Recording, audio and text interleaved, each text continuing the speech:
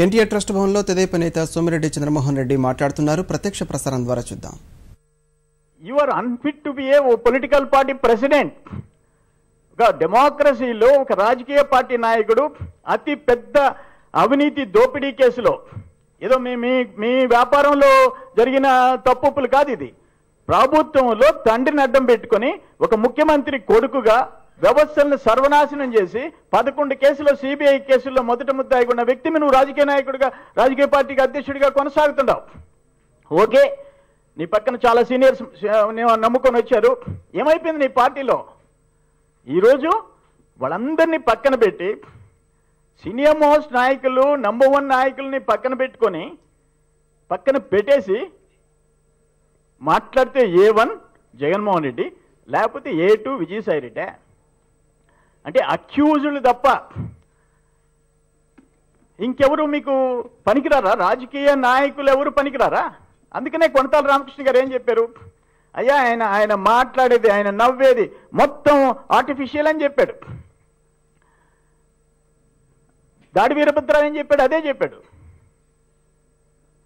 ఈరోజు విజయసాయి రెడ్డిని ముందు పెట్టి పక్కన ఉమారెడ్డిని, ధర్మానని, లేకపోతే ఇంకొక మైసూరారెడ్డిని, వాళ్ళందరినీ పక్కన పెట్టేసేసి విజయసాయి రెడ్డిని ముందు పెడతారు. విజయసాయి రెడ్డి ఎప్పుడన్నా ప్రజల్లో పనిచేశాడా? ఎప్పుడన్నా రాజకీయం అంటే తెలుసా? ప్రజాసేవ అంటే తెలుసా? ఓన్లీ ఒకే సేవ ఆయనకి తెలుసు. మొత్తం రాజశేఖర రెడ్డి టైంలో తండ్రిని అడ్డం పెట్టుకుని కొడుకు దోచుకున్న సొమ్మును ఎట్ట రూటింగ్ చేయాలో ఒకటే ఆయన తెలుసు. ఆయన్ని ఈరోజు ముందు పెట్టి తెలుగుదేశం పార్టీని తిట్టిస్తావా? ఆయన నిన్న మాట్లాడతాడు, ఒక 4-5 రోజుల క్రితం విజయసాయి రెడ్డి ఏమాత్రం నీకు జ్ఞానం ఉంది అంటుండా. నువ్వు ఎట్లా ఆడిటర్ అయినావో నాకు తెలియటంలే. కెలామిటీ ఫండ్, అక్కడ 3 జిల్లాల్లో వచ్చిన తుఫాను నిధులు 400 కోట్లు చంద్రబాబు జోబీలోకి వెళ్ళిపోయాయి. ఈయన పిచ్చా, చాదస్తమా? కెలామిటీ ఫండ్ అకౌంట్ ఉంది, అది సపరేట్ అకౌంట్. రాష్ట్ర ప్రభుత్వం ఖజానాల్లోకి కేంద్ర ప్రభుత్వం ట్రాన్స్ఫర్ చేస్తుంది. అటువంటి వాళ్ళని నేను ముందు పెట్టుకొని రాజకీయ పార్టీ నడుపుతావా అని చెప్పేసి నేను అడుగుతా ఉంటా.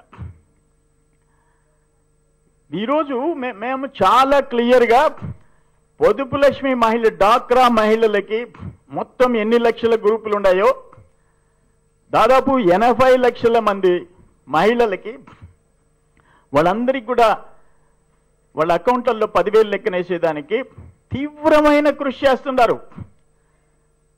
దాంట్లో కమిటెడ్గా ప్రయత్నం చేస్తున్నాం. రైతుల విషయంలో, మహిళల విషయంలో ఎక్కడ పొరపాటు చేయటంలే. మీ మాదిరిగా నీకు, నీ కుటుంబం, నీ వెనకుండే వందిమాగదులు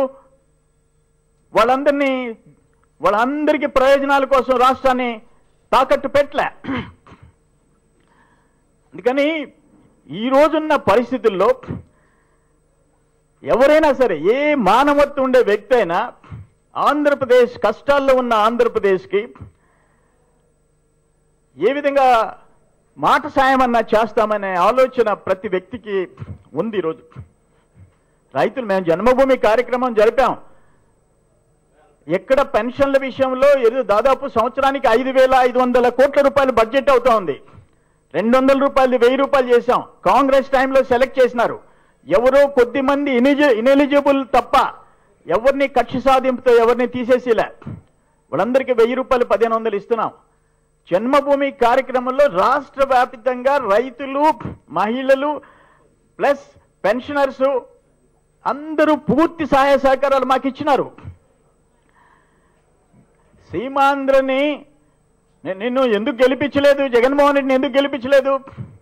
ఈరోజు ఎందుకు ఆయన కక్ష? ప్రజలు నన్ను గెలిపించలేదు కాబట్టి ఇక్కడ డెవలప్మెంట్ జరగకూడదు. నువ్వు సింగపూర్ పోని, జపాన్కి పోని, ఎంత కష్టమైన పోని ఆడు పెట్టుబడులు ఏడికి రాకూడదు. అందుకని సాక్షి మీడియాలో నెగిటివ్ స్టోరీస్ రాయిస్తారు మీరు. ప్రజలు తమని ఎందుకు ఓడించారు? ఈ సీమాంధ్రని నీ చేతిలో పెడితే స్కామ్ ఆంధ్రగా మార్చేస్తాడు, దీన్ని ఇంకా వ్యవస్థలన్నింటినీ తాకట్టు పెడతాడని చెప్పేసి ప్రజలు మిమ్మల్ని ఓడించారు. ఇంకా అయినా కూడా మీకు రియలైజేషన్ రాకపోతే, పశ్చాత్తాపం రాకపోతే ఎవరు కాపాడుతారు మిమ్మల్ని అని చెప్పంటున్నా. నేను అడిగేది ఏంటంటే, ఈ రాష్ట్రం ఉన్న ఆర్థిక పరిస్థితులు ప్రతి ఒక్కరికి తెలుసు, చిన్నపిల్లడికి కూడా తెలుసు. దీంట్లో మేమేమన్నా చెప్పిన వాగ్దానాల నుంచి తప్పించుకోవాలని ప్రయత్నం చేస్తున్నామా? లేదు, మేము చిత్తశుద్ధితో ఉండాము. ఇంకేంటి నువ్వు చేసే ఆరోపణలు?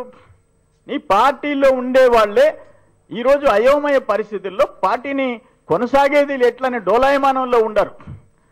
టోటల్ నీ ఎమ్మెల్యేలు, ఎంపీసు అందరు కలిసి అటువంటి పరిస్థితుల్లో నీ పార్టీని కాపాడుకునే దానికి కావాలంటే జిమ్మెక్కులు చేసుకోండి. కానీ తెలుగుదేశం మీద ఆరోపణ చేయటం, ఒక విజయసాయి రెడ్డి లాంటి అవినీతిపరుడు జగన్మోహన్ రెడ్డి పక్కలో ప్రతి స్కామ్లో ఆయన నీ పక్కనున్న వ్యక్తి ఈరోజు రాజకీయాలు మాట్లాడి తెలుగుదేశాన్ని విమర్శించే పరిస్థితికి రావటం చాలా హాస్యాస్పదం అని చెప్పేసి నేను తెలియజేస్తున్నా. ఎక్స్టెన్షన్ ఆఫీసర్స్ వ్యవసాయం విషయంలో రైతుల గురించి తమరు మాట్లాడుతున్నారు. రైతులకి వ్యవసాయానికి ప్రత్యేక బడ్జెట్ పెట్టింది మేము.